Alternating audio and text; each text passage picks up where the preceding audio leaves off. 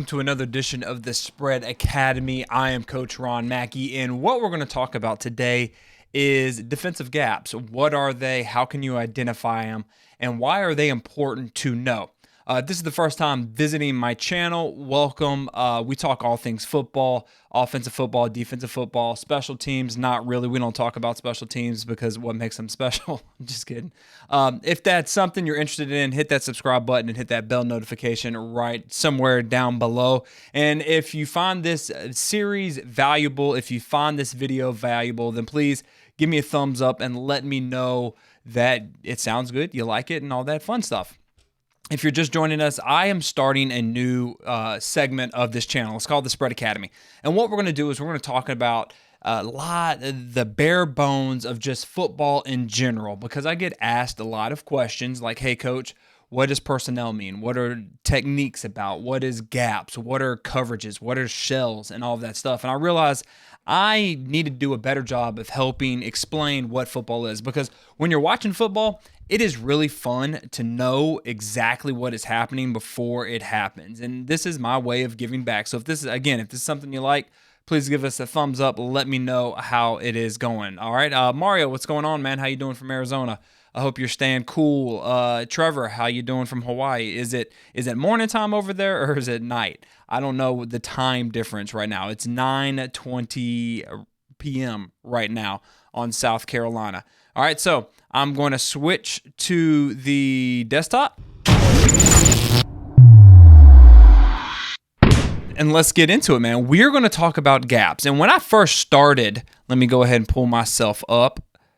When I first started football, I had no idea what gaps were. The only gap I knew was the double A gap, because that was a blitz that we did in football. I didn't know anything else. So when I became a football coach, I was like, holy crap, I need to know this, especially since I was a linebacker coach. So we're going to go over gaps. All right. Now, here's the center. Everything starts from the center out. And that is what we're going to be working on. So the first gap on the left and the right of the center, I'm just going to go ahead and pull this up, is the A gap. So that is an A gap, and that is an A gap. So these right here are A gaps. All right. So then after what comes after A? I hope you know that is absolutely right. It is B. So we are B and B. I hope you see what's going on. So this is the B gap. This is the B gap. So if you go back and you watch the previous Spread Academy video, we talked about formations and personnel. This is a 10 personnel offense because they have one running back, no attached tight end. And so when you have that, this is also a 2x2 set. You only have an A, a B, and then one more, which is outside the tackle, a C, and a C. All right, so this is a C gap outside the tackle, and this is a C gap outside the tackle. So to the right, you have an A gap, a B gap, and a C gap. To the left, you have an A gap, a B gap, and a C gap. But what happens when we put a hand down? Let's say we move this tight end and we move him in. Well, then that means we have, to the right, we have an A, a B, a C, and then a D gap.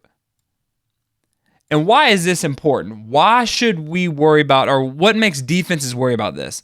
Defensively, they are good if they have at least one guy that is defending a gap. That's what it means when you hear someone say, hey, that defense is gap sound. They have that every gap is accounted for with one player, and that is why it's important. So let's say we have this F. This F comes down now. He is now like a fullback, and he comes down. Well, he is a C gap. Now, outside of him is a D gap. Okay? So do we all understand this? I know a lot of y'all know this, everything like that. This is how it goes, though. So we got an A gap. So from center to guard is A. From guard to tackle is B. From if it's a tackle and nothing, it's C. Or if it's a tackle and tight end, it's C. Anything outside the tight end is a D. Same thing to the left side. Center and guard A. Guard and tackle B. Anything outside the tackle, if he's by himself, is a C. If you have a tackle and a tight end, that is the C. And anything outside of the tight end is a D. And while I'm doing that, I'm going to take some questions. Anthony, what's going on, man? David, how you doing? Trevor, awesome, 3 p.m. Bull, what's up? In the gym listening to this in the background. I hear you. Let's see, Joseph, how you doing, man? Western New York, I hope you're staying safe. Sour, special teams win games, man. I was a long snapper at the D1 level, something you had wet dreams about, so stop being a little offensive fanboy and be a complete coach. How about that? That is fine, man. You were totally okay with that. I just like the Kevin Kelly approach, man. You don't need to get so defensive. I just think if you could take out special teams or just work on onside kicks, that's fine. So I really don't care. If you don't like it, get out. All right. Now, what happens if you move one of the L's? Let's say you move the L down right here. Well, if that's the D, what's the next letter in the alphabet? E. So you got an E right here. There we go. And you move in here and you got an E. So that's the gaps. Now, why? This is also one of the reasons why I'm moving into gap schemes, because then you're replacing a gap and moving them to the other side. Now, let me clear all of this and let me show you what I'm talking about.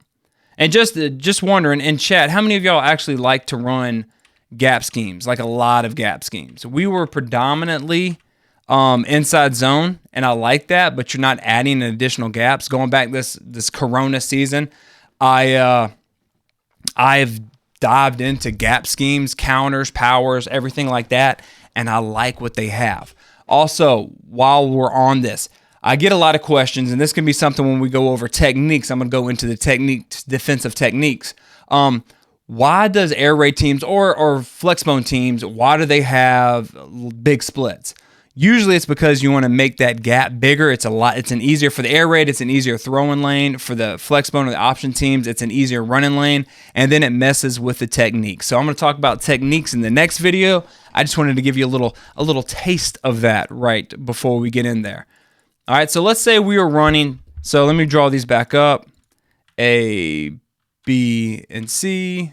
A, B, and C. So this is an A gap. This should be a C. This is a B gap. This is a C gap. A gap. B gap. C gap. Now what I like is, let's say we pull in one person. So if we pull this one person over and pull it, now we have gotten rid of a gap. So we've gotten rid of a C gap. So now we just have A and B on the backside, but we have added a new gap over here when we pull. Now we have an A, a B, a C, and a D. So now the defense, when you pull somebody, you are messing with their run fits, and now they have to account for an additional gap either to the right or to the left. That is what I like about these gaps. Okay, let's say we pull two of them. And I'm just saying, let's say we do counter. Well, we've pulled an additional person, so now this gap to the left is gone, but we have added another gap to the other side right here. So that is why, you see a lot of teams run, Oklahoma's one, they like to do the GT counter. Well, you're taking away some gaps from the backside, but you're adding gaps to the front side, and that really messes with defenses. If you talk to defensive coaches, they say they really don't like a lot of the pulls because then that messes up the run fits. Think about the wing T. They do a lot of pulls and everything because now they're putting more gaps to the attack, the point of attack. Thank you. I'm going stupid right there. The point of attack, and it's messing with them. So that is why if I'm getting into gap schemes, because you are moving gaps and really messing with the defense. And that is just the second spread academy right there. Let me go back to my webcam. Please work. There we go. All right. That is why I like gap schemes like that, because you're messing with the gaps of the defense. I hope that was all right there, just going into the gaps and how do you find them. A gap, B gap, C gap, all of that. Before we go, though, I want to say something. If you haven't already, go to buildmyprogramsummit.com. I'm putting on a summit starting June 12th. It's free. If you donate, you get also the replays, and you get added to the lucky drawing of whoever gets that drawing, a high school or middle school, goes. I'm going to take that donation money and I'm going to send it to you to your athletic department, because I want to help with the fundraising. I know with the COVID and the lockdown and all of that, we haven't been able to fundraise that well, and this is my way of giving back to the coaching community. So let's see, what have we done? All right. wash everything inside and kick out the DN. There you go, Darren. What does it mean when teams in my area run whole schemes? Thanks, Coach. Lane, that's a great question. I will talk about that in a different video. What it is usually running teams, they label someone like the 2-back, and then this is like a 2, 4, 6. So when you hear 26, it's saying, okay, the 2-back, go to the 6 hole. But I will talk about that in another video. That's a great thing right there. All right. Let's see. Yeah, man. I mean, that just hurts. Carson. Hide user. Hey, man. Got my first troll, though. Y'all were there. Thank you so much. All right, let's see. Every time you pull, you put 2 of their players into the same gap. Yep, that's what I like it. GT counter and ISO power dive with kick out are my favorite run plays. I completely agree. They're slowly becoming mine as well. I like it because it messes with the gap schemes right there. All right. Any questions? Because if you have them, I promise you, I answer them right here in this video. It's going to pop up. This is for the replay later. It's right there. Make sure you go to buildmyprogramsummit.com. I'm telling you, fellas, I've got some big-time guests that are going to be coming. They're giving let me try that again. They're giving their all to you, man. We've got JT O'Sullivan, we got Joe Daniel, we got Dub Maddox, we got Cody Alexander, and we've got more. I'm going to be releasing the names in the upcoming days during this week. It starts June 12th. Make sure you sign up for that. And until next time, let's continue to master the spread, score points, and have fun. I hope y'all have a great night.